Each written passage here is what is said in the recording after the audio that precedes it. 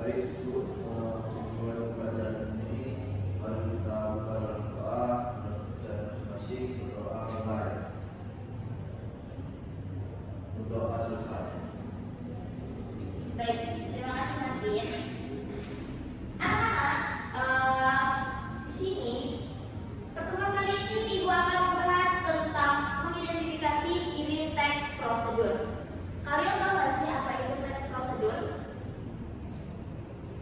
Ada yang tahu apa itu teks prosedur? Ibu. Baik, silakan Gigi. Menurut saya teks prosedur adalah teks yang berisi cara-cara atau langkah-langkah untuk melakukan sesuatu itu. Oke, terima kasih Gigi. Tepuk tangan dong untuk teman kita.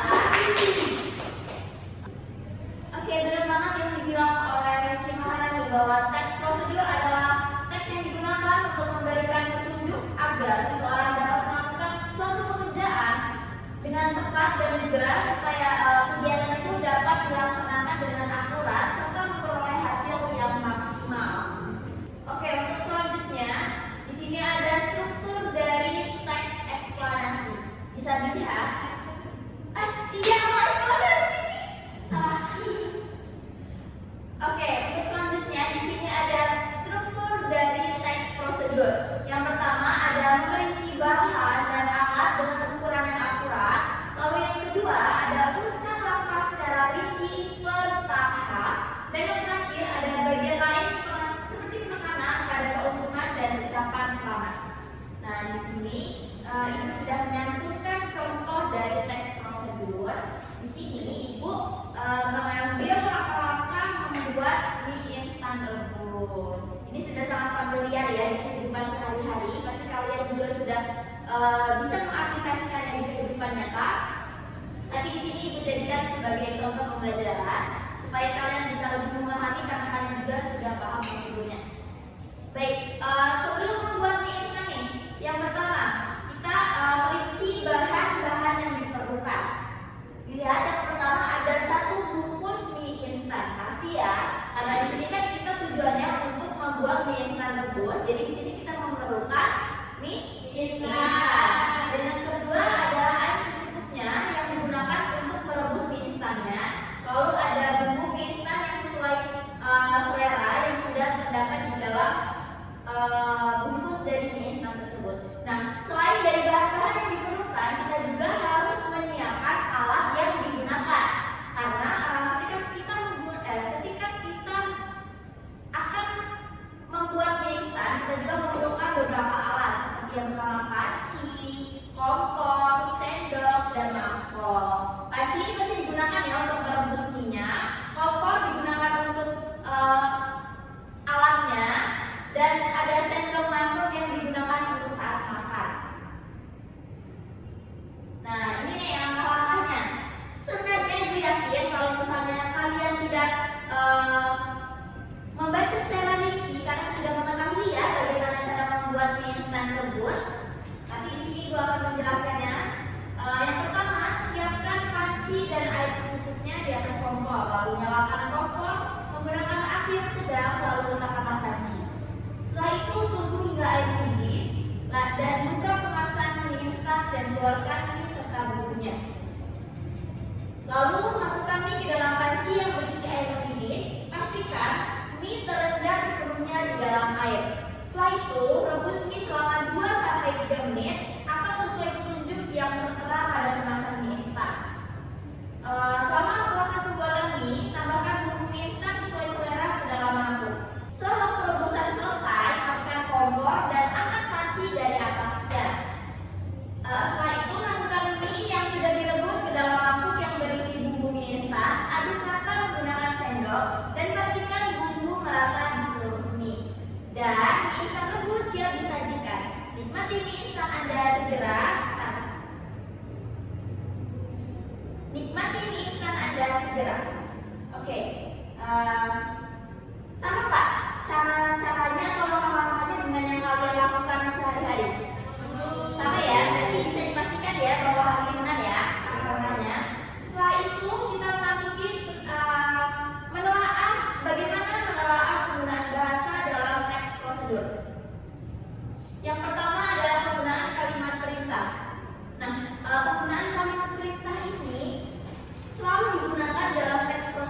Maksudnya gimana sih? Ada yang tahu nggak anak-anak? Gimana maksud dari penggunaan kalimat perintah? Belum tahu ya? Jadi untuk kalimat perintah ini berisi dibagi menjadi dua, yaitu antara pernyataan dan perintah. Oke, contoh dari pernyataan nih, misalnya Anda harus memastikan bahwa laptop itu bisa digunakan. Itu contoh pernyataan. Lalu untuk contoh yang perintah, contoh dari perintah itu seperti matikan laptop itu ketika sudah digunakan. Itu biasanya kalimat yang digunakan di dalam teks prosedur. Setelah itu yang kedua ada penggunaan bentuk pasif untuk proses. Jadi ada tanpa batasan dan dengan batasan. Maksud dari contoh tanpa batasan di dalam teks prosedur ini, misal kita akan melakukan olahraga, contohnya dengan angkat kaki kanan.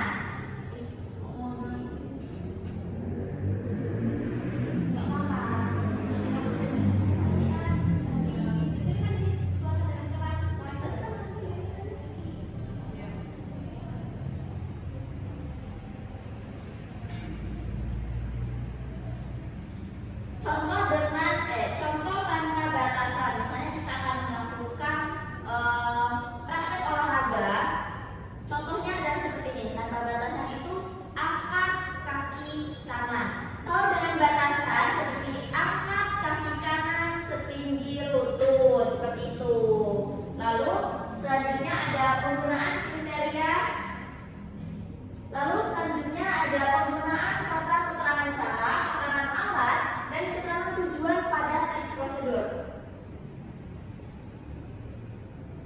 Contohnya di dalam teks prosedur ini seperti bungkuslah adonan dengan rapat. Nah, dengan rapat itu yang dimaksud dengan keterangan cara, seperti itu. Lalu contoh lain, talikan rafia dengan cara menyilang. Nah, itu adalah contoh dari keterangan alat. Setelah itu ada minum cairan tanpa diaduk. Itu adalah contoh keterangan tujuan. Seperti itu. Untuk selanjutnya ada menggunakan kalimat saran atau larangan. Nah, kalau misalnya ini sudah sangat familiar ya. Contohnya ketika sudah diaduk, adonan tersebut jangan ditutup. Ini adalah salah satu contoh menggunakan kalimat larangan dalam teks prosedur. Setelah itu ada menggunakan kata penghubung, pelepasan, dan kata acuan. Seperti masukkan tepung ketika adonan sudah mulai mengembang, dan ada contoh lain seperti angkat adonan dan cetak setelah dingin. Setelah itu yang terakhir ada penggunaan akhiran i dan akhiran kan pada teks prosedur. Contohnya, campurkan air dingin apabila adonan sudah mengembang. Untuk contoh penggunaan akhiran i adalah seperti lumuri loyang dengan mentega. Seperti itu anak-anak. Dapat dipahami ya contoh-contohnya?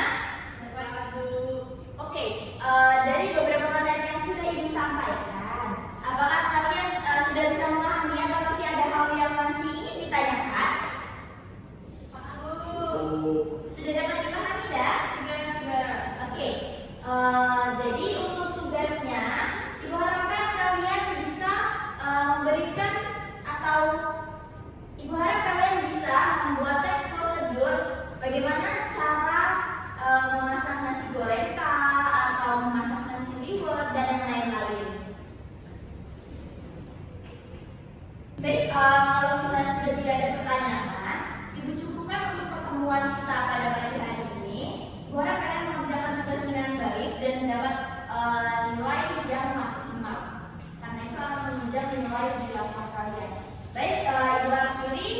Mohon maaf apabila ada salah. Wabillahi taufiq wal hidayah. Wassalamualaikum warahmatullahi wabarakatuh. Waalaikumsalam warahmatullahi wabarakatuh.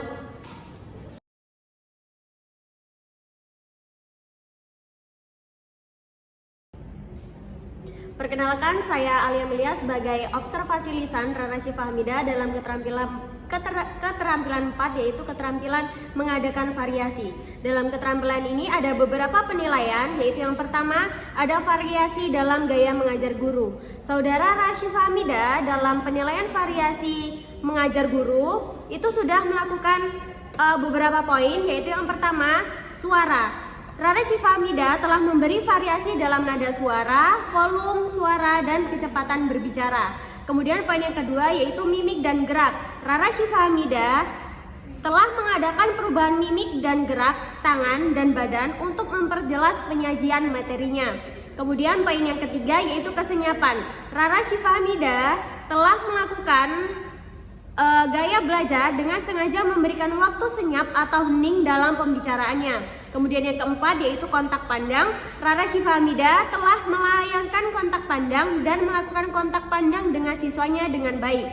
Kemudian poin yang kelima yaitu perubahan posisi. Rasyifa Hamida telah bergerak dalam kelas untuk maksud yang berbeda-beda. Kemudian poin yang keenam dalam variasi gaya mengajar guru yaitu ada memusatkan. Rasyifa Hamida telah memberikan tekanan pada butir-butir yang penting dari penyajiannya dengan menggunakan bahasa lisan seperti perhatikan ini anak-anak dan perhatikan ini dengan baik-baik. Kemudian ada jenis penilaian yang kedua dalam keterampilan mengadakan variasi, yaitu variasi penggunaan media dan alat bantu pengajarannya. Dalam poin pertama yaitu variasi visual, Rasyifa Hamida telah menggunakan alat bantu yang dapat dilihat seperti menunjukkan salin dia. Kemudian dalam salin dia tersebut telah menggunakan gambar atau benda sebagai contoh dalam penyajian materinya. Kemudian poin yang kedua yaitu variasi aural. Rasyifa Hamida telah menggunakan berbagai suara langsung atau rekaman dalam pengajarannya. Kemudian poin yang ketiga yaitu Rasyifa Hamida telah menggunakan alat bantu yang dapat dipegang dan dimanipulasi.